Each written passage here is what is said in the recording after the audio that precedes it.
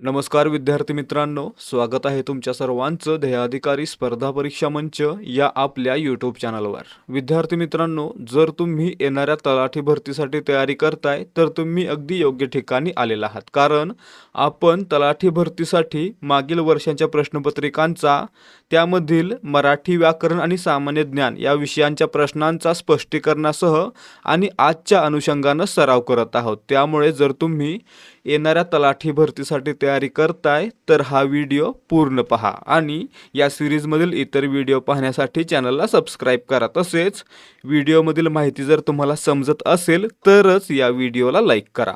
सुरुवात करूयात आजच्या प्रश्नांना। पहिला प्रश्न आहे, अनिष्ट या शब्दाचा विरुद्धार्थी शब्द कोणता? मित्रांनो, अनिष्ट म्हणजे काय असतं तर वाईट गोष्ट किंवा अपायकारक गोष्ट। त्याला विरुद्धार्थी काय असणार आहे तर चांगली गोष्ट किंवा इष्ट गोष्ट। म्हणजे या ठिकाणी काय होतं, अनिष्ट म्हणजे इष्ट नसलेला, म्हणून या ठिकाणी अनिष्टला विरुद्धार्थी इष्ट म्हणजेच पर्याय 4। ठीक आहे। असुर म्हणजे राक्षस, त्याला विरुद्धार्थी सूर किंवा देव।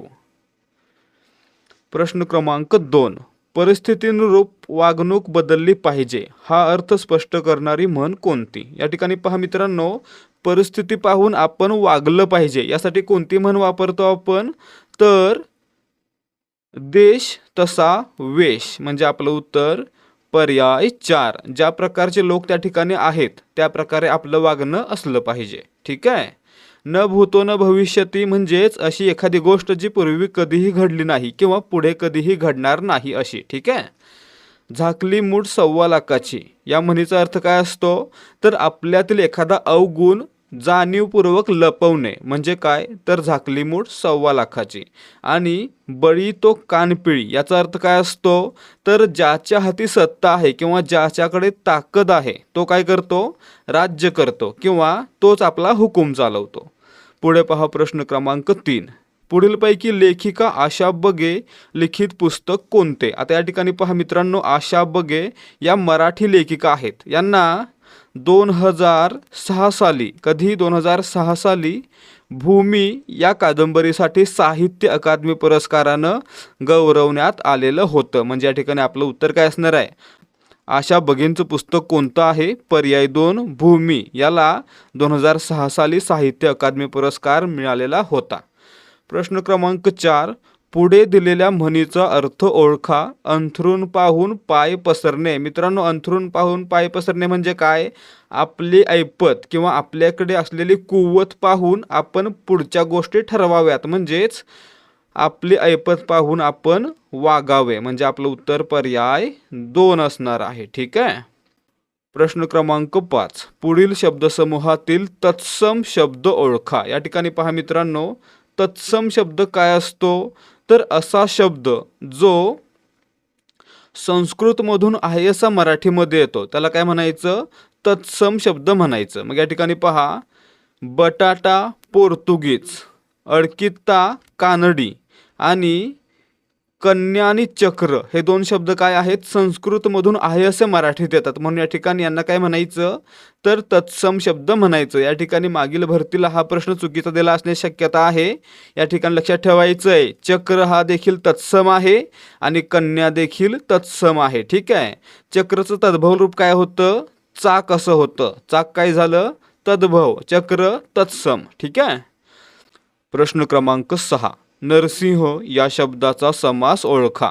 या ठिकाणी पहा, नरसिंह विग्रह कसा होतो, सिंहासारखा नर। म्हणजे या ठिकाणी काय होतंय तर सिंह हे काय आहे, विशेषण आहे आणि नर हे एक नाम म्हणजे विशेष्य आहे। आणि ज्या ठिकाणी वाक्यामध्ये सामासिक शब्दामध्ये विशेषण विशेष्य असा संबंध असतो त्या ठिकाणी कर्मधारय समास असतो। म्हणजे या ठिकाणी आपलं उत्तर काय असणार आहे, नरसिंह मध्ये कर्मधारय समास आहे, पर्याय 1। लक्षात काय ठेवणार आहे आपण या ठिकाणी तर ज्या सामासिक शब्दामध्ये पहिला पद विशेषण आणि दुसरं पद विशेष्य किंवा दुसरं पद विशेषण आणि पहिलं पद विशेष्य असतं, म्हणजेच त्या दोन्हीमध्ये विशेषण विशेष्य असा संबंध असतो आणि दोन्ही पद एकाच विभक्तीमध्ये असतात, त्या ठिकाणी त्याला काय म्हणायचं, कर्मधारय समास असं म्हणायचं। ठीक आहे। प्रश्न क्रमांक 7, खालीलपैकी सुपारी दिली या वाक्प्रचाराचा वाक्यात उपयोग निवडा. या ठिकाणी पहा, सुपारी दिली म्हणजे काय? एखादं काम सोपवलं किंवा एखादा व्यवहार पक्का केला. ठीक आहे, एखादा व्यवहार पक्का केला. मग या ठिकाणी पहा वाक्यामध्ये उपयोग कसा होतोय. घर घेण्याचे निश्चित ठरताच मी रामभाऊंना सुपारी दिली, म्हणजे सुपारी देऊन काय केलं? घराचा व्यवहार पक्का केला. म्हणजे आपलं उत्तर या ठिकाणी पर्याय 3 मध्ये सुपारी दिली याचा योग्य वापर झालेला आहे. ठीक आहे. प्रश्न क्रमांक 8, पुढीलपैकी निखिल या शब्दाचा अचूक अर्थ ओळखा. मित्रांनो, निखिलला तिन्ही समानार्थी शब्द आहेत. निखिल म्हणजे शत्रू, निखिल म्हणजे विभक्त आणि निखिल म्हणजे विद्या. म्हणजे या ठिकाणी काय झालं? पर्याय 4 सर्व हे काय आहेत? निखिलचे अचूक अर्थ आहेत. प्रश्न क्रमांक 9, एक होता कारवर या पुस्तकाच्या लेखिका कोण आहेत? मित्रांनो, एक होता कारवर हे काय आहे? तर जॉर्ज वॉशिंग्टन कार्वर यांच्या आयुष्यावरील पुस्तक आहे, ज्याचा वीणा गव्हाणकर यांनी केलेला आहे. म्हणजे आपलं उत्तर पर्याय 4 असणार आहे, वीणा गव्हाणकर. ठीक आहे. प्रश्न क्रमांक 10, जंगलातील दिवस या पुस्तकाचे लेखक कोण आहेत? मित्रांनो, जंगलातील दिवस हे पुस्तक आहे व्यंकटेश माडगूळकर यांचं. म्हणजे आपलं उत्तर पर्याय 1. त्यासोबतच आनंद यादव यांचं पुस्तक लक्षात ठेवायचं आहे, झोंबी. झोंबी या पुस्तकासाठी आनंद यादव हे प्रसिद्ध आहेत. तसेच गंगाधर गाडगीळ यांना काय म्हटलं जातं? नव्या कथेचे जनक असं म्हटलं जातं. गंगाधर गाडगीळ नव्या कथेचे जनक. ठीक आहे. प्रश्न क्रमांक 11, तोंडपाठ या सामासिक शब्दाचा प्रकार ओळखा. या ठिकाणी पहा, ज्या सामासिक शब्दामध्ये पहिलं पद महत्त्वाचं असतं तो काय असतो? अव्ययभाव समास. दुसरं पद महत्त्वाचं असेल तर तत्पुरुष समास. दोन्ही पदे महत्त्वाचे असतील तर द्वंद्व समास आणि दोन्ही महत्त्वाचे नसून तिसऱ्याच पदाचा बोध होतोय त्या ठिकाणी बहुव्रीही समास असतो. मग या ठिकाणी पहा, तोंडपाठ. तोंडपाठ या शब्दामध्ये काय होतं? विग्रह कसा होतो? तोंडाने पाठ. ने हा प्रत्यय लागतो. आणि मित्रांनो लक्षात ठेवायचं आहे, ज्याच्यामध्ये विभक्ती प्रत्यय जोडला जातो तो समास कोणता असतो? तर तत्पुरुष समास असतो. या ठिकाणी पहा, तोंडपाठचा विग्रह तोंडाने पाठ. त्याच्यामध्ये पाठ हे पद किंवा हा शब्द महत्त्वाचा आहे. तोंडपाठ असू दे किंवा इतर काही शब्द पाठच्या आधी लागून येऊ शकतात. त्यावेळी पाठ हा शब्द काय होणार आहे? आहे असा राहणार आहे. म्हणजेच तो काय आहे? महत्त्वाचा आहे, प्रधान आहे. म्हणजे या ठिकाणी दुसरा शब्द, दुसरं पद महत्त्वाचं म्हणजेच प्रधान आहे, म्हणून या ठिकाणी तत्पुरुष समास असणार आहे. प्रश्न क्रमांक 12, खालील शब्दसमूहाकरता एक शब्द निवडा. दुपारच्या जेवणानंतरची अल्पझोप. मित्रांनो, दुपारच्या जेवणानंतरची अल्पझोप म्हणजे काय? वामकुक्षी. म्हणजे आपलं उत्तर पर्याय 1. पाणवठा पाणी भरण्याची जागा. पानपोई मोफत पाणी मिळण्याचं ठिकाण. ठीक आहे. आणि पाक्षिक या शब्दाचा अर्थ काय असतो तो कमेंट करून सांगा. पाक्षिक म्हणजे काय? कमेंट करून सांगा. प्रश्न क्रमांक 13, मैत्री करणे या शब्दाचा या अर्थाचा वाक्प्रचार ओळखा. मित्रांनो, मैत्री करणे म्हणजे काय? जवळीक साधणे किंवा सलगी करणे. म्हणजे आपलं उत्तर पर्याय 3. मैत्री करणे म्हणजे जवळीक साधणे किंवा सलगी करणे. प्रश्न क्रमांक 14, कर्णमधुर या शब्दाचा विरुद्धार्थी शब्द ओळखा. मित्रांनो, कर्णमधुर म्हणजे काय? तर ऐकण्यास अतिशय मंजूळ असे. त्याच्या विरुद्धार्थी काय असणार आहे मग? कर्णकटू. म्हणजे पर्याय 4. ठीक आहे. कर्णधार म्हणजे काय असतो? संघाचा प्रमुख असतो. कृतघ्न उपकार विसरणारा, त्याला विरुद्धार्थी कृतज्ञ. किरकोळ याला विरुद्धार्थी काय? घाऊक. ठीक आहे. प्रश्न क्रमांक 15, सूर्य रोज पूर्वेला उगवतो या वाक्यातील उद्देश ओळखा. या ठिकाणी पहा मित्रांनो, उद्देश म्हणजे काय असतं? वाक्यामध्ये जो कर्ता असतो किंवा वाक्यामध्ये ज्याच्याबद्दल माहिती सांगितलेली असते त्याला काय म्हणायचं? वाक्याचा उद्देश. या ठिकाणी पहा, उगवतो, उगवणारा कोण? सूर्य. म्हणजे सूर्य वाक्यातील कर्ता म्हणजेच उद्देश आहे, म्हणून आपलं उत्तर पर्याय 3. त्यासोबतच उगवतो हे काय आहे? वाक्यातील क्रियापद, आणि क्रियापदाला संस्कृतमध्ये काय म्हणतात?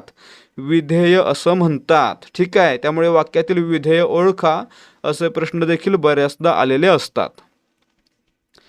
प्रश्न क्रमांक 16, खालीलपैकी योग्य विरामचिन्हाचे वाक्य ओळखा. या ठिकाणी पहा, योग्य विरामचिन्ह पहा कोणतं असतं, तर मी वाट पाहिली पण तो आला नाही. मित्रांनो, मागच्या एका व्हिडिओमध्ये आपण पाहिलेलं होतं की जर वाक्यामध्ये उभयान्वी अव्यय आलं असेल तर त्याच्या अगोदर काय केलं जातं, अर्धविराम वापरला जातो, जो या ठिकाणी वापरला गेलेला आहे. म्हणजे या ठिकाणी पर्याय 3 मध्ये पण या उभयान्वी अव्ययाच्या अगोदर अर्धविराम आलेला असल्यामुळे हे वाक्य योग्य आहे किंवा विरामचिन्हांचा वापर योग्यरित्या केलेला आहे.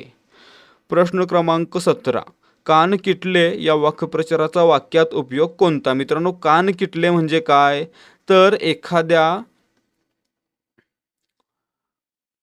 गोष्टीचा अतिशय जास्त कंटाळा येणे किंवा एखादी गोष्ट ऐकून त्रास होणे. मग या ठिकाणी पहा, कान किटले म्हणजे काय, एखाद्या गोष्टीचा कंटाळा येणे. यासाठी कोणतं वाक्य योग्य राहील असं वाटतं आपल्याला, तर हिंदी सिनेमातील 30-30 गाणी ऐकून माझे कान किटले, म्हणजे एकच गोष्ट वारंवार ऐकून त्या गोष्टीचा कंटाळा आला, म्हणजेच पर्याय 4 मध्ये योग्य वापर झालेला आपल्याला पाहायला मिळतोय. प्रश्न क्रमांक 18, पिंकी शाळेत जाते या वाक्यातील प्रयोग ओळखा. मित्रांनो, पिंकी शाळेत जाते, पिंकी वाक्यातील कर्ता आहे, जाते हे क्रियापद आहे. मग या वाक्यामध्ये कर्म दिसतंय का आपल्याला, शाळा हे कर्म आहे का. मित्रांनो, शाळा हे कर्म असू शकत नाही, क्रिया शाळेवर घडत नाही. शाळा बांधली म्हटलं तर क्रिया घडेल शाळेवर, परंतु शाळेत गेली तर अशा वेळी वाक्यामध्ये ते कर्म मानलं जात नाही, कारण क्रिया शाळेवर घडत नाही. क्रिया करतो कोण, कर्ता करतो, आणि क्रिया कोणावर घडते, ती देखील कर्त्यावरच घडते. शाळेत कोण जातो, कर्ता जातो. ठीक आहे, म्हणजे या ठिकाणी क्रिया करणारा आणि क्रिया होणारा एकच असतो. मग या ठिकाणी या वाक्यामध्ये कर्म नाही, म्हणजे या ठिकाणी हे वाक्य कसं असणार आहे, अकर्मक असणार आहे. आणि मोस्टली ज्या वाक्यामध्ये कर्म नसतं ते काय असतं, तर कर्तरी किंवा भावे.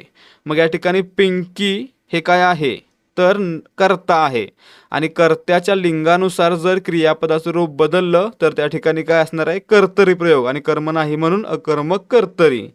पिंकी जाते आणि बबलू जातो, म्हणजे काय होतं, जर आपण पिंकीचं लिंग बदललं तर काय होतंय, तर जातेचं जातो होतंय, म्हणजेच क्रियापदाचं रूप कर्त्याच्या लिंगवचनानुसार बदलतंय, म्हणून या ठिकाणी कर्तरी प्रयोग, आणि कर्म वाक्यामध्ये नाही म्हणून अकर्मक कर्तरी, म्हणून पर्याय 4 हे योग्य उत्तर आहे. प्रश्न क्रमांक 19, अगडबंब या शब्दाचा योग्य पर्याय निवडा. मित्रांनो, अगडबंब म्हणजे काय, अतिशय मोठी किंवा अतिशय धिप्पाड व्यक्ती. म्हणजे या ठिकाणी आपलं उत्तर काय असणार आहे, अगडबंबसाठी योग्य पर्याय धिप्पाड, पर्याय 4. प्रश्न क्रमांक 20, इकडे आड तिकडे विहीर या वाक्प्रचाराचा अचूक वाक्यात उपयोग कोणता. या ठिकाणी पहा, इकडे आड तिकडे विहीरचा अर्थ काय असतो, तर दोन्हीकडून अडचणीमध्ये सापडणे. आता या ठिकाणी पहा कोणता वापर योग्य दिसतोय, तर आई आणि बायकोचे गाऱ्हाणे ऐकण्यासंदर्भात आनंदची इकडे आड तिकडे विहीर होते. या ठिकाणी काय झालं, तर आनंद हा आईचं ऐकू की बायकोचं ऐकू, अशा परिस्थितीमध्ये दोन्ही बाजूंनी अडचणीत आलेला आहे, म्हणजेच इकडे आड तिकडे विहीर झालेला आहे. म्हणजे या ठिकाणी पर्याय 1 योग्य वापर झालेला आहे. ठीक आहे. प्रश्न क्रमांक 21, पुढीलपैकी द्विकर्मक क्रियापदाचे वाक्य कोणते. मित्रांनो, क्रियापदाचे प्रकार किती, अकर्मक, सकर्मक. आणि मित्रांनो, जर एखाद्या वाक्यामध्ये 2 कर्म आली असतील तर त्याला काय म्हणणार आपण, द्विकर्मक. मग या ठिकाणी पहा, गुरुजी विद्यार्थ्यांना व्याकरण शिकवतात. क्रिया कशावर घडते, विद्यार्थ्यांवर घडते आणि व्याकरणावर घडते, म्हणजेच या वाक्यामध्ये 2 कर्म आहेत, म्हणून या ठिकाणी याला काय म्हणायचं, द्विकर्मक वाक्य किंवा द्विकर्मक क्रियापद, म्हणजे पर्याय 4. त्यासोबतच पहा, यामध्ये प्रत्यक्ष कर्म कोणतं आणि अप्रत्यक्ष कर्म कोणतं यावर देखील प्रश्न येतात. प्रत्यक्ष कोणतं असतं, तर याच्यामध्ये जे निर्जीव आणि वस्तुवाचक कर्म असतं त्याला काय म्हणायचं, प्रत्यक्ष कर्म. म्हणजे व्याकरण हे काय झालं, निर्जीव आहे आणि वस्तुवाचक आहे, म्हणून व्याकरण हे प्रत्यक्ष कर्म. आणि जे व्यक्तिवाचक असतं किंवा एखाद्या व्यक्तीचं किंवा समूहाचं नाव असतं त्याला काय म्हणायचं, अप्रत्यक्ष कर्म. म्हणजे या ठिकाणी विद्यार्थ्यांना हे काय झालं, अप्रत्यक्ष कर्म. ठीक आहे. प्रश्न क्रमांक 22, तटपुंजे या शब्दाचा विरुद्धार्थी पर्याय कोणता? मित्रांनो, तटपुंजे म्हणजे काय? तर कमी पडलेले किंवा कमी असलेले, जेवढ्याची गरज आहे त्यापेक्षा कमी. आता मित्रांनो, त्याचे विरुद्धार्थी काय असणार आहे? भरपूर, जेवढ्याची गरज आहे त्यापेक्षा जास्त, म्हणजेच अमाप. म्हणजे पर्याय 3 आपलं उत्तर आहे. ठीक आहे, विरुद्धार्थी ओळखायचं होतं.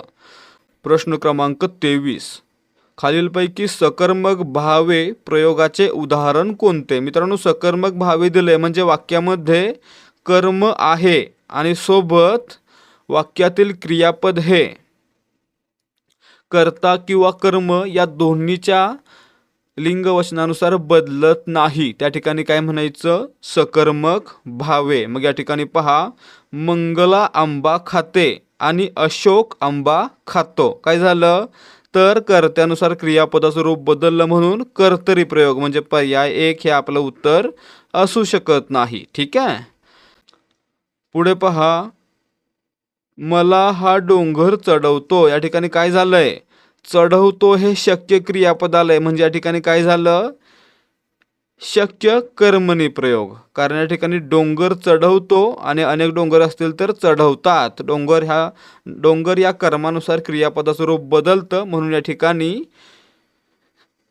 शक्य कर्मणी प्रयोग, म्हणजे हे देखील भावे प्रयोगाचं उदाहरण नाही. 4 पहा, तू जलद चालतोस. तू चालतोस, मुलगा असेल तर चालतोस, मुलगी असेल तर चालतेस. म्हणजे या ठिकाणी काय झालं?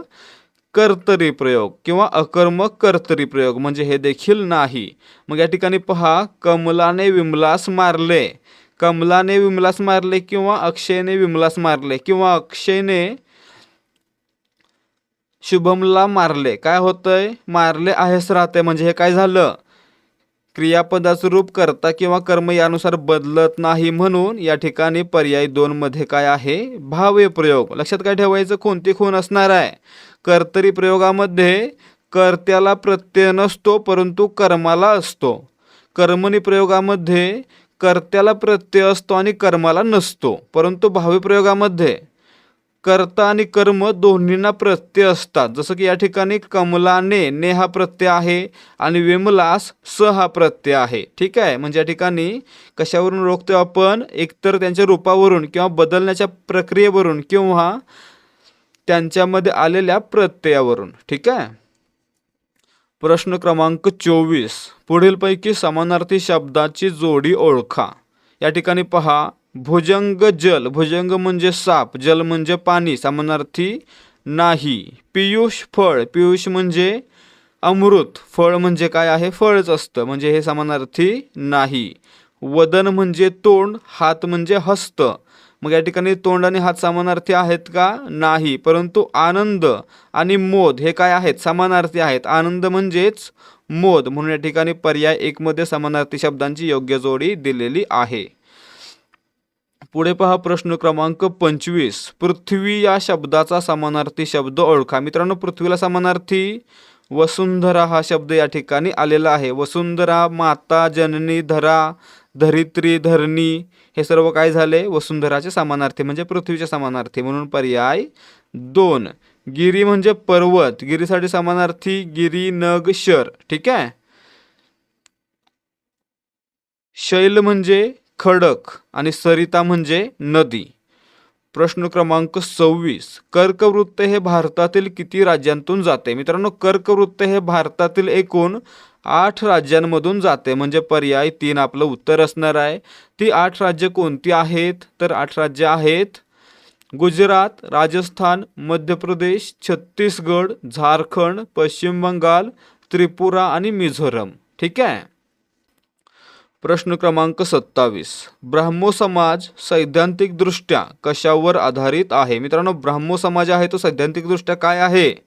तो एकेश्वरवादाचा पुरस्कार करणारा एक हिंदू धर्म आहे, हिंदू पंथ आहे. म्हणजे या ठिकाणी आपलं उत्तर काय असणार आहे? पर्याय 4, एकेश्वरवादी हिंदू पंथ. ठीक आहे, विद्यार्थी मित्रांनो, आता फक्त थोड्या वेळासाठी इकडे लक्ष द्या.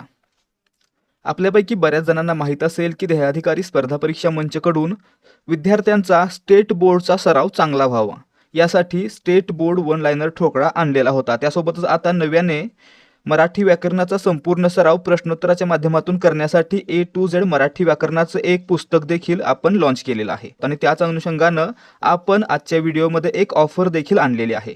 या ऑफरमध्ये आपल्याला मराठी व्याकरणाची 870 पानांची PDF, त्यासोबतच मराठी व्याकरणाच्या 10 सराव प्रश्नपत्रिका आणि त्यासोबत स्टेट बोर्ड वन लाइनर ठोकळा ज्याच्यामध्ये 313 पाने असतील आणि 7000 पेक्षा अधिक प्रश्न असतील। तर मित्रांनो, हे सर्व आपण आजच्या दिवशी देणार आहोत फक्त 200 रुपयांना। याची मूळ किंमत किती होते तर मराठी व्याकरणाची PDF आपण 200 रुपयांना दिलेली आहे, देत आहोत आणि त्यासोबतच स्टेट बोर्ड वन लाइनर ठोकळा 100 रुपयांना, असे एकत्रित 300 रुपये न होता या तिन्ही गोष्टी एकत्रितपणे आपल्याला फक्त 200 रुपयांना मिळणार आहेत। त्यामुळे जर तुम्हाला तलाठी भरतीसाठी स्टेट बोर्ड GKचा आणि मराठी व्याकरणाचा चांगल्या प्रकारे सराव करायचा आहे तर तुम्ही हा पूर्ण संच नक्कीच विकत घेऊ शकता। याचा तुम्हाला 100% फायदा होईल याची आम्ही हमी देतोय। तर विद्यार्थी मित्रांनो, तुम्हाला हे सर्व एकत्रितपणे विकत घ्यायची देखील गरज नाहीये। तुम्हाला या सर्वांचा डेमो पाहता येणार आहे। तुम्हाला A to Z मराठी व्याकरणाचा पहिला टॉपिक मराठी वर्णमाला याची पूर्ण PDF फ्री मध्ये मिळणार आहे। त्यासोबतच स्टेट बोर्ड वन लाइनर ठोकळा याचा देखील डेमो पाहता येणार आहे आणि त्यासोबतच मराठी व्याकरणाच्या 10 प्रश्नपत्रिकांपैकी पहिली प्रश्नपत्रिका देखील तुम्हाला फ्री मध्ये पाहायला मिळणार आहे। त्यामुळे जर तुम्हाला हा ठोकळा घ्यायचा आहे किंवा याच्यामध्ये इंटरेस्ट आहे तर 75 17 24 91 19 या व्हॉट्सॲप नंबरवर डेमो किंवा सॅम्पल असा मेसेज करायचा आहे आणि यामध्ये फ्री PDF पाहायचे आहेत। आणि जर तुम्हाला आवडलं तर तुम्ही 200 रुपयांना हा पूर्ण संच विकत घेऊ शकता। प्रश्न क्रमांक 28, 2011च्या जनगणनेनुसार भारतातील कोणत्या राज्यात अनुसूचित जातींची लोकसंख्या सर्वाधिक आहे? मित्रांनो, या ठिकाणी पहा, अनुसूचित जातींची लोकसंख्या सर्वाधिक असणारे राज्य कोणतं आहे? उत्तर प्रदेश, म्हणजे आपलं उत्तर पर्याय 1। त्यासोबतच पहा मित्रांनो, अरुणाचल प्रदेश या राज्यामध्ये सर्वात कमी किंवा 0 अनुसूचित जातींची संख्या आहे। मित्रांनो, या ठिकाणी पहा, सर्वाधिक दिलेला आहे उत्तर प्रदेश आणि सर्वात कमी किंवा 0 अरुणाचल प्रदेश। त्यासोबतच आणखी प्रश्न असतात, अनुसूचित जमातींची लोकसंख्या सर्वाधिक कोणत्या राज्यामध्ये आहे? तर मित्रांनो, जमाती विचारलं तर काय असणार आहे? मध्य प्रदेश या राज्यामध्ये अनुसूचित जमातींची संख्या सर्वाधिक आहे। ठीक आहे, लोकसंख्या सर्वाधिक आहे। प्रश्न क्रमांक 29, भारतीय असंतोषाचे जनक असे नाव कोणत्या भारतीयास दिले गेले आहे? मित्रांनो, या ठिकाणी पाहायचं आहे, भारतीय असंतोषाचे जनक हे नाव दिलं गेलं आहे बाळ गंगाधर टिळक आणि नाव कोणी दिलं? व्हॅलेंटाईन चिरोल यांनी दिलं। ठीक आहे, म्हणजे आपलं उत्तर पर्याय 3। फादर ऑफ इंडियन अनरेस्ट हे नाव कोणी दिलं? सर व्हॅलेंटाईन चिरोल यांनी। ठीक आहे। प्रश्न क्रमांक 30, भारत सेवक समाज म्हणजे सर्वंट्स ऑफ इंडिया सोसायटीचे संस्थापक कोण होते? मित्रांनो, भारत सेवक समाज स्थापना 1905 साली करण्यात आली होती। कधी? 1905 साली। कोणी केली होती? तर गोपाल कृष्ण गोखले यांनी, म्हणजे आपलं उत्तर पर्याय 1। हे महात्मा गांधींचे राजनैतिक गुरु देखील होते। ठीक आहे। प्रश्न क्रमांक 31, भारतात पहिली जनगणना कोणत्या वर्षी सुरू झाली? मित्रांनो, या ठिकाणी पाहायचं आहे, भारतातील पहिली जनगणना विचारलेला आहे। कधी झाली? 1872 ला लॉर्ड मेयोच्या काळामध्ये, म्हणजे आपलं उत्तर पर्याय 4। त्यामुळे मित्रांनो, लॉर्ड मेयोला काय म्हटलं जातं? जनगणनेचे जनक असं म्हटलं जातं। ठीक आहे। तर त्या ठिकाणी पहा, ही पहिली होती, परंतु सध्या काय होतं? दर 10 वर्षांनी लोकसंख्या मोजली जाते, म्हणजेच दर 10 वर्षांनी जनगणना होते। त्यानुसार मित्रांनो, त्याची सुरुवात कधी झाली? तर 1881 ला। लक्षात ठेवायचं आहे, दशवार्षिक लोकसंख्या किंवा जनगणना कधीपासून सुरू झाली? 1881, परंतु पहिली विचारलं तर 1872। प्रश्न क्रमांक 32, खालीलपैकी कोणत्या वर्षी संविधानात मूलभूत कर्तव्यांचा समावेश केला गेला? मित्रांनो, 1976 साली 42व्या घटनादुरुस्तीनं संविधानामध्ये मूलभूत कर्तव्यांचा समावेश केला गेला होता, म्हणजे आपलं उत्तर पर्याय 3। आणि मित्रांनो, हा समावेश करण्यासाठी स्वर्णसिंग समितीने शिफारस केली होती। आणि मित्रांनो, सध्या भारतीय राज्यघटनेमध्ये 11 मूलभूत कर्तव्य आहेत, त्यापैकी 10 ही 1976 साली समाविष्ट करण्यात आली आणि त्यानंतर 2002 साली 86व्या घटनादुरुस्तीनं आणखी एक मूलभूत कर्तव्य या राज्यघटनेमध्ये समाविष्ट करण्यात आलं. ठीक आहे. आता या ठिकाणी पहा, एवढं तर पाहिलं आपण. आता कमेंट करून सांगायचं आहे की भारतीय राज्यघटनेच्या कोणत्या कलमामध्ये मूलभूत कर्तव्यांचा समावेश करण्यात आलेला आहे. कलम कमेंट करून सांगायचं आहे. प्रश्न क्रमांक 33, तृतीयपंथी समुदाय आणि भिकाऱ्यांसाठी कोणत्या मंत्रालयाने स्माईल योजना सुरू केली आहे. या ठिकाणी पहा मित्रांनो, स्माईल योजना म्हणजे काय आहे तर support for marginalised individuals for livelihood and enterprise. तर मित्रांनो, ही योजना आहे ती भारत सरकारच्या सामाजिक न्याय मंत्रालयानं सुरू केलेली आहे. म्हणजे आपलं उत्तर पर्याय 3. मित्रांनो, गोष्ट कधीची आहे ही? 2022 सालची आहे. ठीक आहे. प्रश्न क्रमांक 34, स्पॅम ही संज्ञा कोणत्या विषयाशी संबंधित आहे. मित्रांनो, स्पॅम काय होतो? एखादा अयोग्य मेसेज किंवा एखादा बगवाला मेसेज कशामध्ये येतो तर संगणकामध्ये किंवा संगणकीय भाषेमध्ये याला काय म्हणायचं? स्पॅम म्हणायचं. म्हणजे आपलं उत्तर या ठिकाणी पर्याय 3 असणार आहे. प्रश्न क्रमांक 35, भारताचे उपराष्ट्रपती हे टिंबटिंबचे पदसिद्ध अध्यक्ष असतात. मित्रांनो, भारतीय राज्यघटनेच्या कलम 64 नुसार भारताचे उपराष्ट्रपती आहेत ते राज्यसभेचे पदसिद्ध अध्यक्ष असतात. म्हणजे आपलं उत्तर पर्याय 1. ठीक आहे. प्रश्न क्रमांक 36, गुलामगिरीचे लेखन कोणी केले होते. मित्रांनो, गुलामगिरी हा ग्रंथ आहे महात्मा ज्योतिबा फुले यांचा. म्हणजे आपलं उत्तर पर्याय 2 असणार आहे. ठीक आहे. 1873ला ज्या वर्षी त्यांनी सत्यशोधक समाजाची स्थापना केली त्याच वर्षी या पुस्तकाचं प्रकाशन करण्यात आलेलं होतं. ठीक आहे.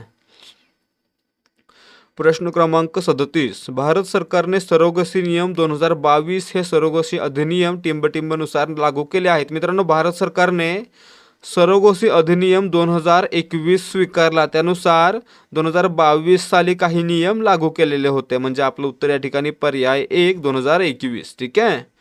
प्रश्न क्रमांक 38, भारतीय राज्यघटनेतील मूलभूत अधिकारांची तरतूद ही कोणत्या देशाच्या राज्यघटनेतून घेण्यात आलेली आहे. मित्रांनो, मूलभूत अधिकार ही जी तरतूद आहे ती आपण अमेरिकेकडून घेतली. म्हणजेच अमेरिकेच्या संयुक्त संस्थानांकडून म्हणजे USA कडून घेतलेली आहे. म्हणजेच आपलं उत्तर या ठिकाणी पर्याय 1 असणार आहे. ठीक आहे.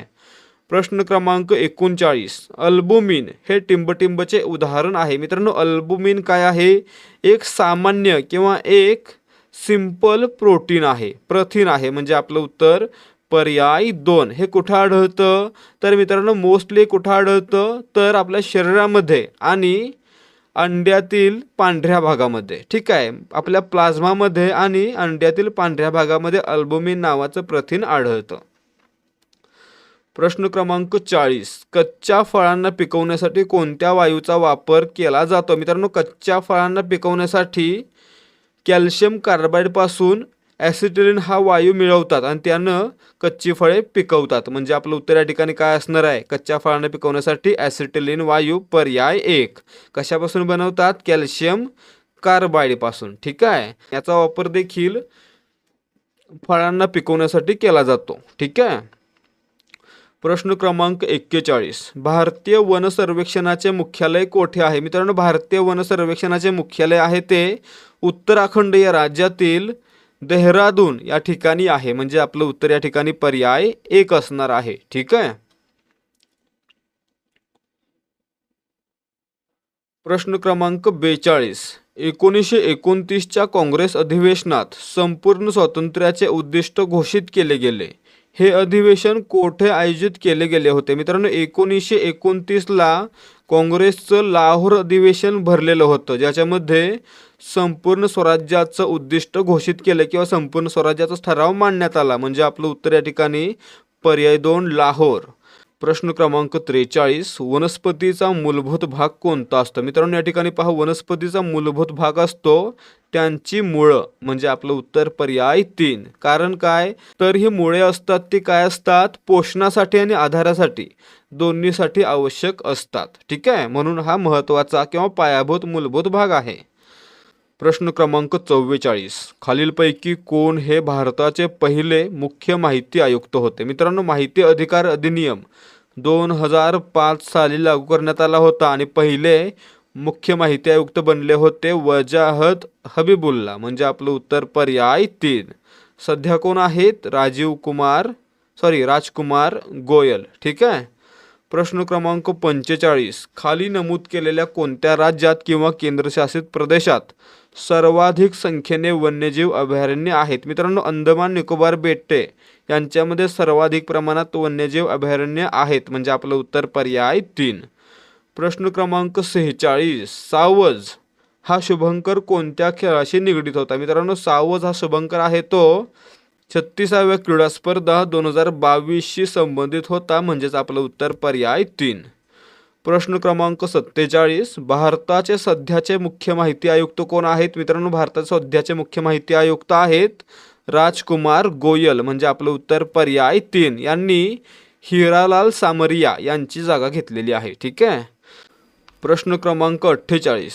खालीलपैकी कोणत्या राज्यात जगातील पहिला बांबू क्रॅश बॅरियर बसवण्यात आला आहे? मित्रांनो, या ठिकाणी पहा, जगातील पहिला बांबू क्रॅश बॅरियर आहे तो वनी वरोरा म्हणजेच महाराष्ट्रातील 2 ठिकाणांना जोडणाऱ्या महामार्गावर बनवण्यात आलेला आहे आणि याला बाहुबली असं नाव देण्यात आलेलं आहे. म्हणजे आपलं उत्तर पर्याय 4. महाराष्ट्र राज्यामध्ये वनी अरोरा मार्गावर नाव काय दिलं? बाहुबली. ठीक आहे. आणि प्रश्न क्रमांक 49. खालील पर्यायातून अहमदाबाद टेक्स्टाईल लेबर असोसिएशनचे संस्थापक निवडा. मित्रांनो, 1918 साली महात्मा गांधी यांनी अहमदाबाद गिरणी कामगार संघटना म्हणजेच अहमदाबाद टेक्स्टाईल लेबर असोसिएशनची स्थापना केलेली होती. म्हणजे आपलं उत्तर पर्याय 4. महात्मा गांधी. तर विद्यार्थी मित्रांनो, हे होते आजचे प्रश्न. जर तुम्हाला आजच्या प्रश्नांची उत्तर आणि सांगितलेली माहिती योग्यरित्या समजली असेल तर व्हिडिओला लाईक करा. त्यासोबतच याचसारखे आणखी व्हिडिओ पाहण्यासाठी ध्येयाधिकारी स्पर्धा परीक्षा मंच या आपल्या यूट्यूब चॅनलला सबस्क्राईब करा. भेटूयात या सिरीजच्या पुढच्या भागामध्ये. तोपर्यंत जय हिंद, जय भारत, जय महाराष्ट्र.